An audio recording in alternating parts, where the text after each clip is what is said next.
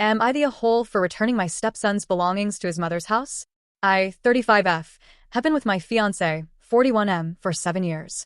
We aren't married yet, ironically, because every time we start planning, some drama with his previous life stalls us. But we have ours children, a 4-year-old son and a 1-year-old daughter. He also has a son, 10M, from his first marriage.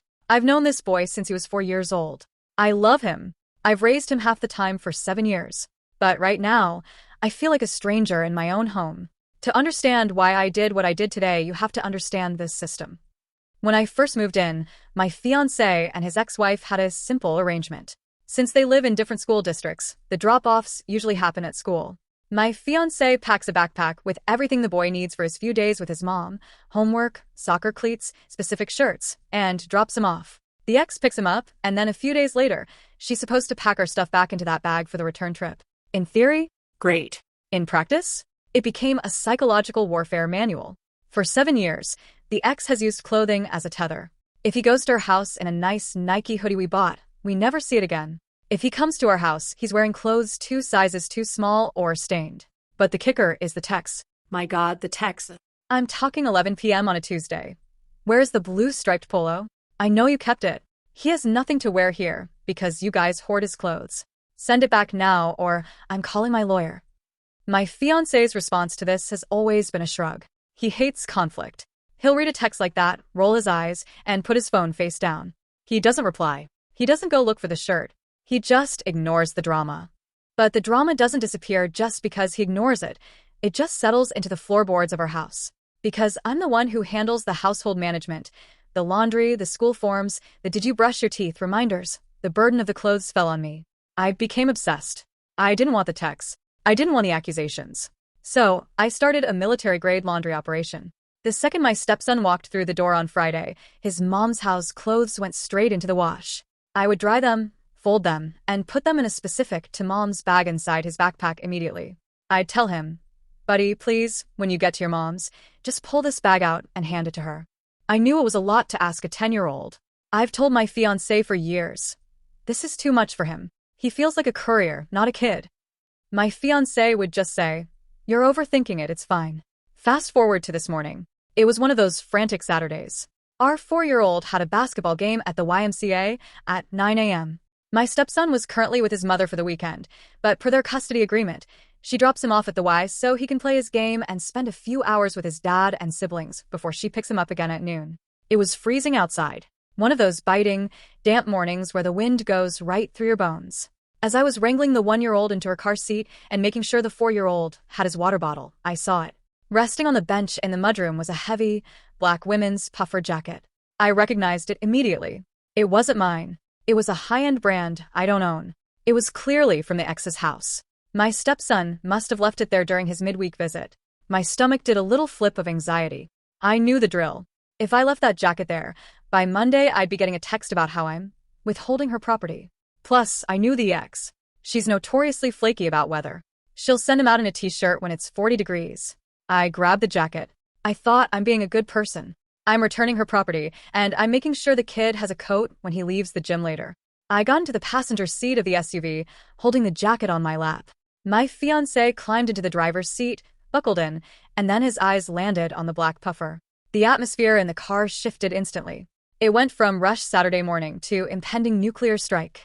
What is that? He asked. His voice was that specific kind of quiet that means he's actually screaming on the inside. It's the jacket from his mom's, I said, trying to keep my tone light.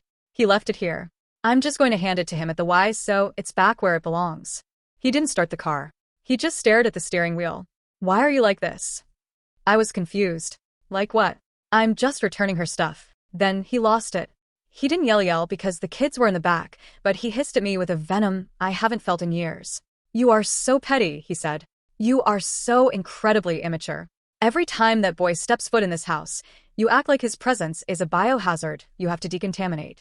You can't wait to ship every single trace of his other life back across the border. Do you have any idea how that makes him feel? Like he's a guest? Like he isn't allowed to have stuff here? I felt like I'd been slapped. What are you talking about? I'm doing this so she doesn't scream at us. I'm doing this so he stays warm. No, he snapped, finally starting the engine and peeling out of the driveway. You're doing it because you hate her.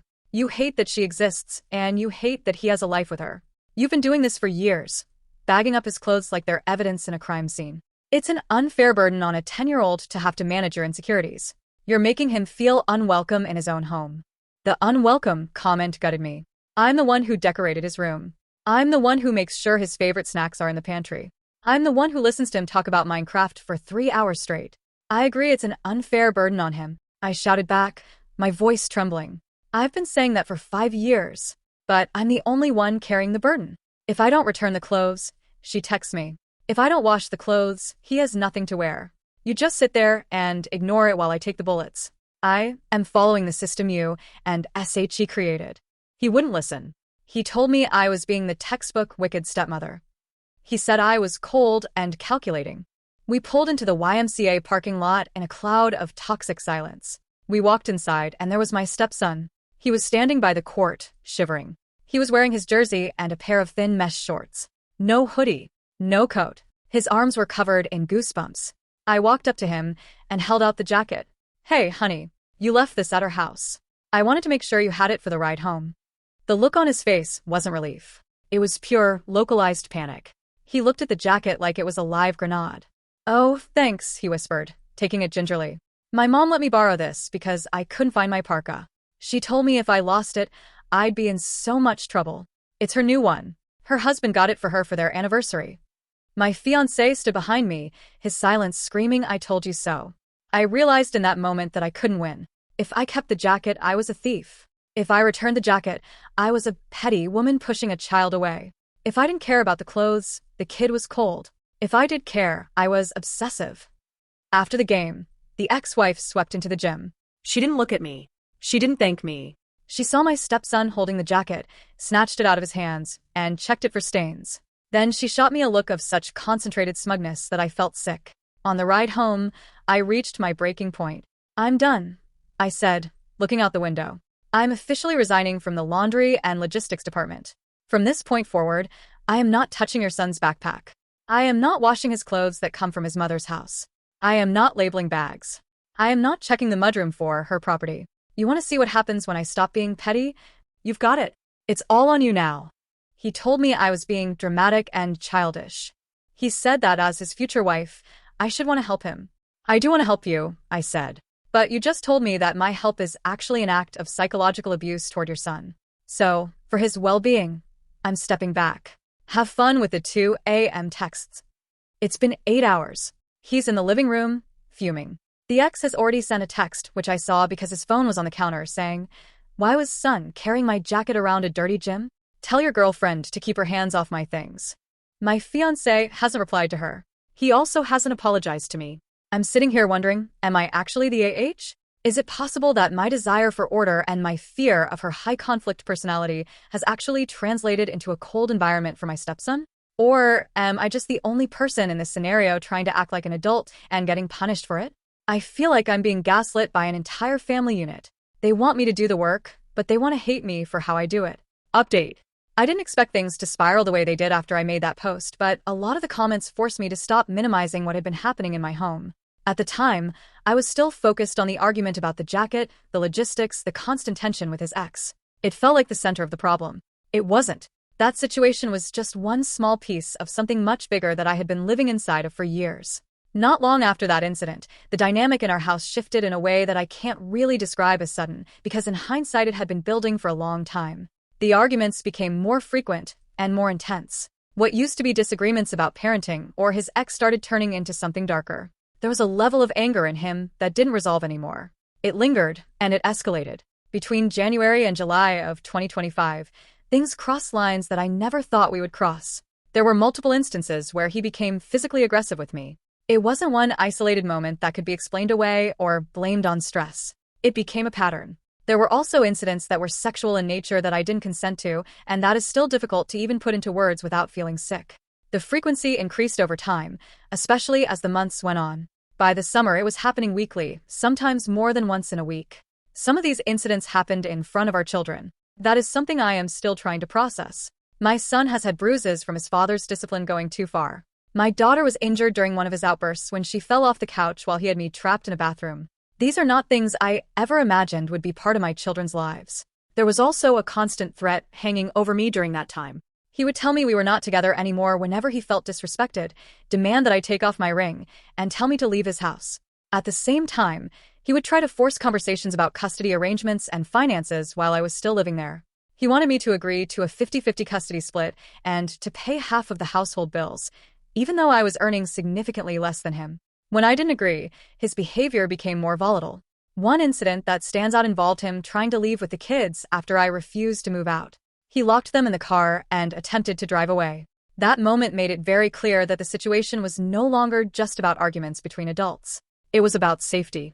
I started recording audio during some of these incidents because I knew that if I ever tried to explain what was happening, it would sound unbelievable. I didn't trust that anyone would take my word over his without some kind of proof.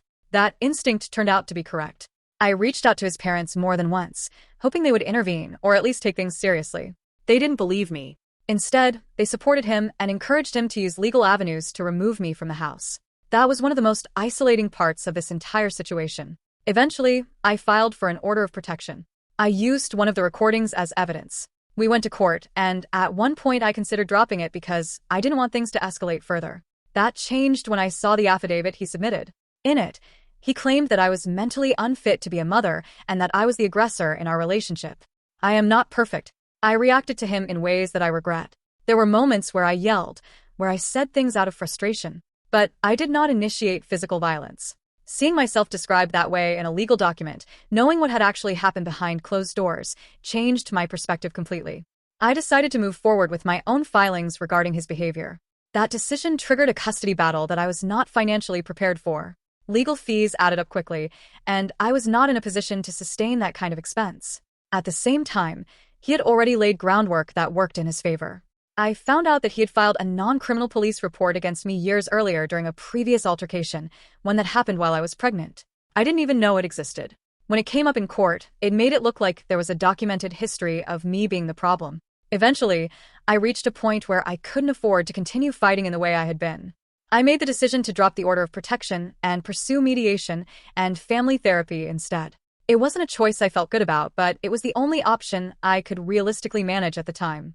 By that point, I had also been legally evicted from the home. That's how I ended up in my current apartment.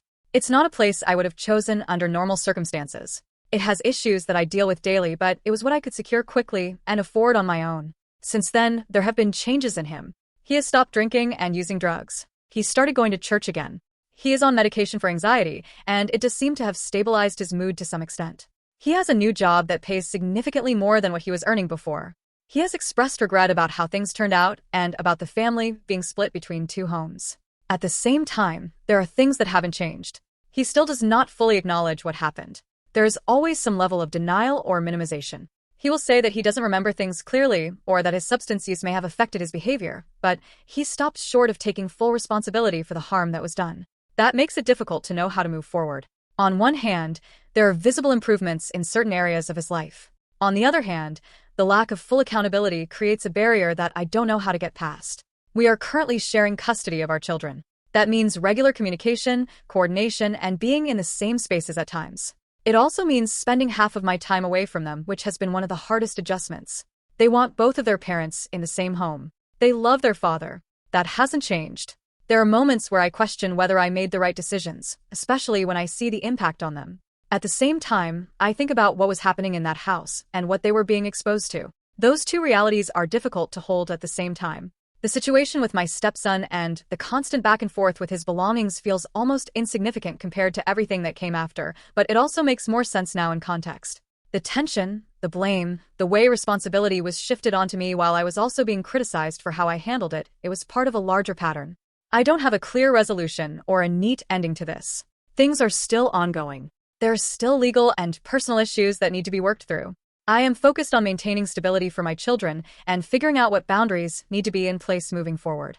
I understand now that what I was dealing with went far beyond a disagreement about parenting or household responsibilities. It took stepping outside of that environment to see it more clearly. Thanks for watching. Don't forget to like, share, and subscribe to Daily Tales Update for more such stories.